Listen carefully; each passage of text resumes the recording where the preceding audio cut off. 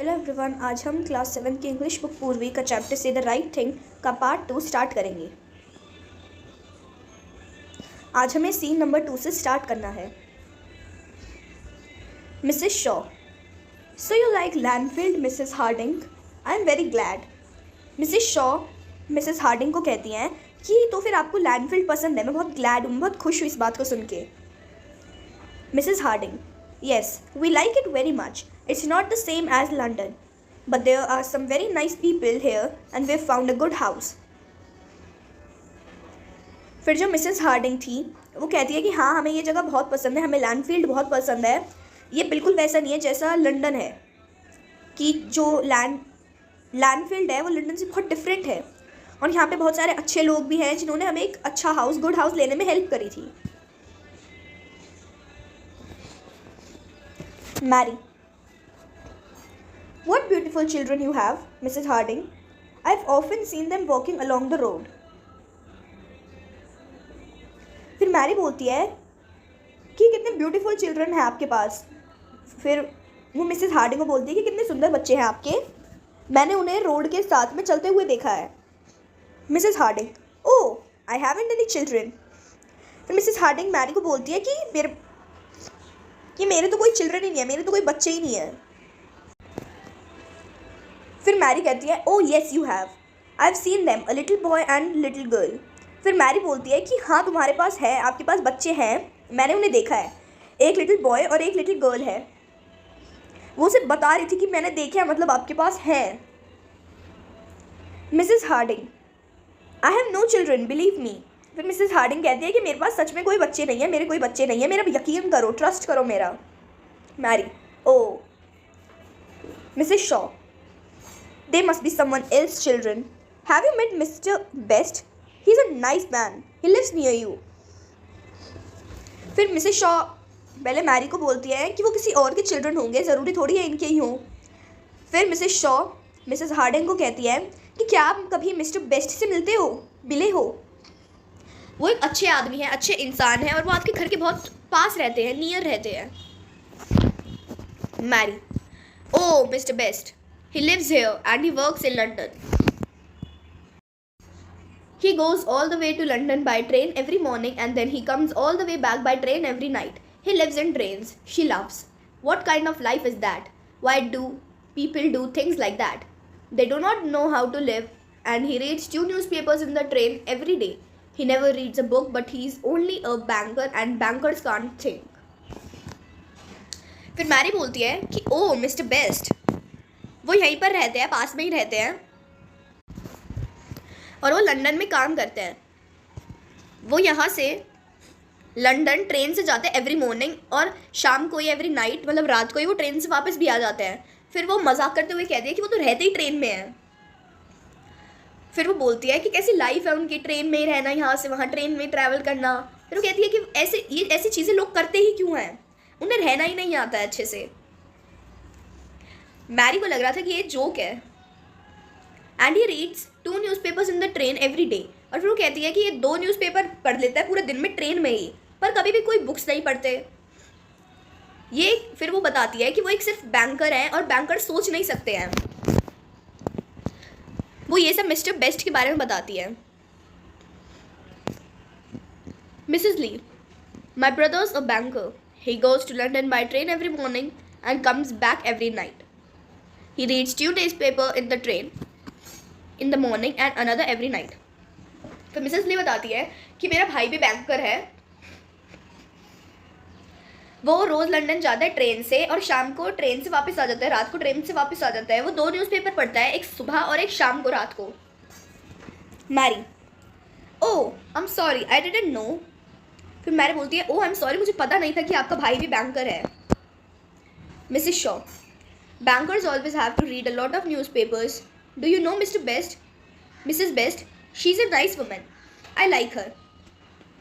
तो मिसेस शॉ बताती है कि बैंकर्स को हमेशा न्यूज़पेपर्स पढ़ने पड़ते हैं जिससे उन्हें बहुत नॉलेज मिल सके।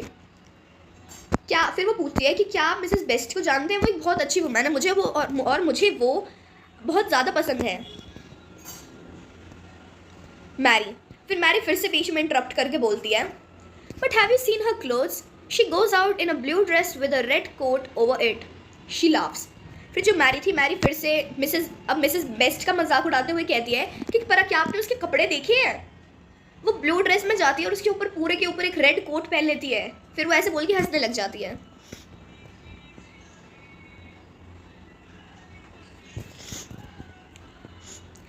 Mrs Harding. I have a blue dress and I often put on my red coat at the same time.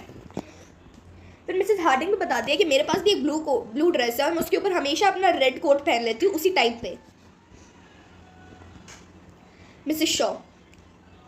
I like blue dresses and red quotes. Mrs Shaw फिर क्विकली से बोलती है, जल्दी से बोलती है कि हाँ मुझे भी ब्लू ड्रेसेस और रेड कोट्स पसंद है. वो ऐसा इसलिए बोल रही थी क्योंकि वो ये नहीं चाहती उसके गेस्ट को ऑकवर्ड फील हो. Mary. I saw Mrs. Cotter this afternoon. I met her in the street. No one sees her in the morning because she always stays in bed then. फिर मैरी बोलती है कि मैंने आज Mrs quarter को देखा था इस आफ्टरनून में और मैं उनसे मिली. वो उनसे स्ट्रीट में मिली थी और फिर वो कहती है कि कोई भी उन्हें सुबह के टाइम में नहीं देखता क्योंकि वो सुबह बेड में ही रहती है, बेड से उठती ही नहीं है. And she is always asking the doctor to go to see हर.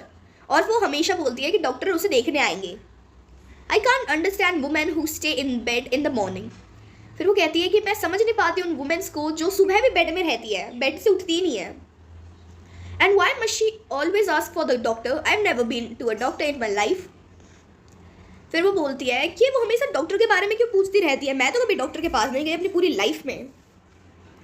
तो जो मैरी थी, मैरी के बारे में एक चीज़ पता चल रही है कि ये बड़ों की बातों के बीच में इंटरप्ट करती है, बीच में उन्हें डिस्टर्ब करती है और फालतू की बातें बताने लग जाती है, जैसे दूसरे लोगों की बुराई करके.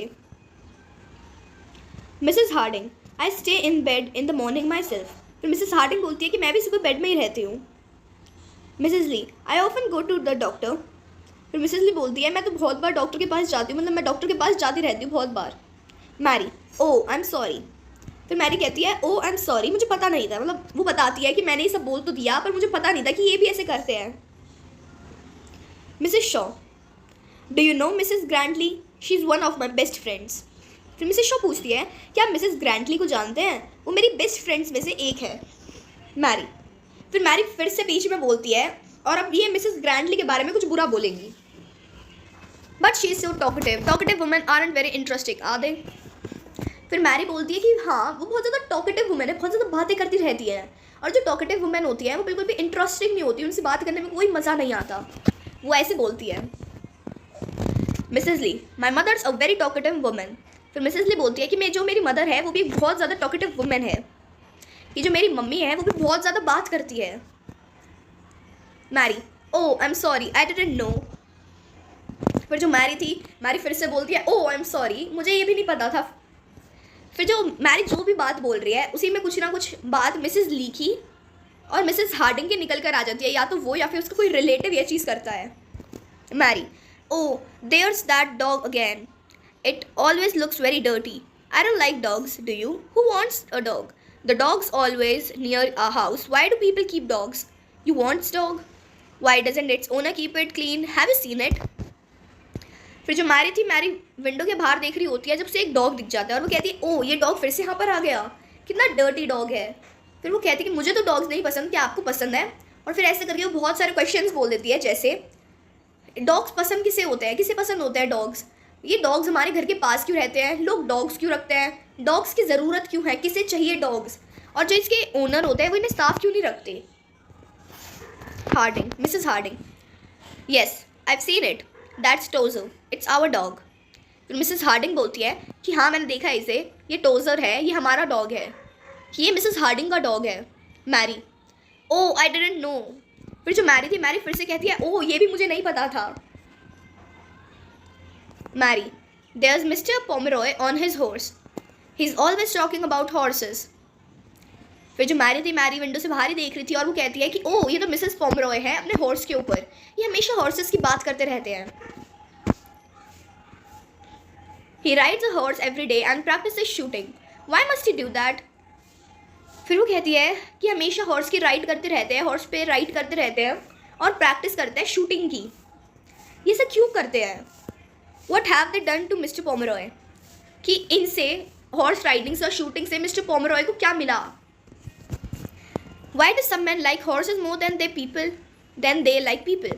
कुछ लोगों को, फिर वो कहती है कि कुछ लोगों को हॉर्सेज इतने ज़्यादा क्यों पसंद होते हैं, लोगों से ज़्यादा हॉर्सेज क्यों पसंद होते हैं. It's hard to understand man. फिर वो कहती है कि आदमियों को, मेंस को समझना बहुत ज़्यादा मुश्किल है. Mrs Lee, my brother practises shooting when he has the time and he rides his horse when he can. He sold his house in London and bought a house here because he wanted to ride and practice shooting. फिर Mrs Lee बोलती है कि मेरे brother को shooting practice करना बहुत पसंद है. मतलब वो शूटिंग प्रैक्टिस करता है जब भी उन्हें टाइम मिलता है, और हॉर्स राइडिंग करता है जब भी वो कर सकते हैं. उन्होंने लंदन का हाउस बेचकर, ये मिस्टर हार्डिंग की बात कर रही है कि उन्होंने लंदन का हाउस बेचकर यहाँ पे लैंडफील्ड में हाउस लिया, क्योंकि यहाँ पे जब मन करे जब हॉर्स राइड और प्रैक्टिस कर सकते थे शूटिंग की. Mrs Harding looking at Mr Lee, it's getting a little late, we must go now Mrs Shaw. It has been very nice to have a little talk. Mrs Lee, very nice. Mrs. Shaw, it's very good of you to come to see us. Please stay a little longer. Mary, unable to say the right thing even now. Oh, must you stay? Can't you go? फिर जब Mrs Hardinge और Mrs ली थे, वो दोनों बात करते हैं कि अब बहुत लेट हो गया, अब हमें चलना चाहिए. और आपके साथ मिसेस शॉ के साथ बात करके बहुत अच्छा लगा. और वो दोनों मैरी की तरफ देख रहे थे, क्योंकि वो मैरी की वजह से बहुत ज़्यादा अनकम्फर्टेबल हो गए थे. फिर मिसेस शॉ कहती है कि अच्छा हुआ कि आप हमें देखने आए, हमसे मिलने आए, कि आप थोड़ी देर और नहीं रुक सकते. फिर जो मैरी थी, उसकी मदर ने उसे पहले सिखाया था कि उसे बोलना है ओ मस्ट यू गो, और कांट यू स्टे बोलना था उसे, पर उसने इन्हें उल्टा कर दिया और उसने बोला ओ मस्ट यू स्टे, कि आपका यहाँ पे रुकना ज़रूरी है. कांट यू गो, कि आप जा नहीं सकते.